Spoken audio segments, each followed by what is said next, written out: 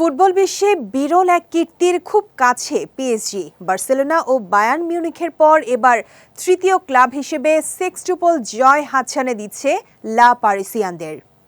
ঘরোয়া ৩ trophy, league আ, French cup এবং champions trophy জয়ের পর নিজেদের ইতিহাসে প্রথমবার চ্যাম্পিয়ন্স লিগ ট্রফিও ঘরে তুলেছে লুইস এনরিকের শিষ্যরা।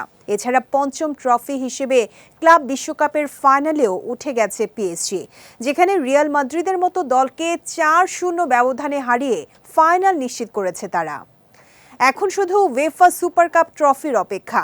আগামী ১৪ আগস্ট ফাইনালে ইংলিশ ক্লাব টটেনহ্যামের বিপক্ষে নামবে ফরাসি জায়ান্টরা।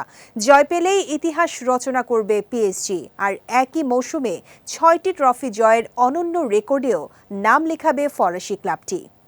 তবে অনেকে লিগ আকে ইউরোপের তুলনামূলক দুর্বল প্রতিযোগিতা বলে ফার্মার্স লিগ তকমা দিলেও এবার সব সমালোচনার জবাব মাঠেই দিচ্ছে পিএসজি।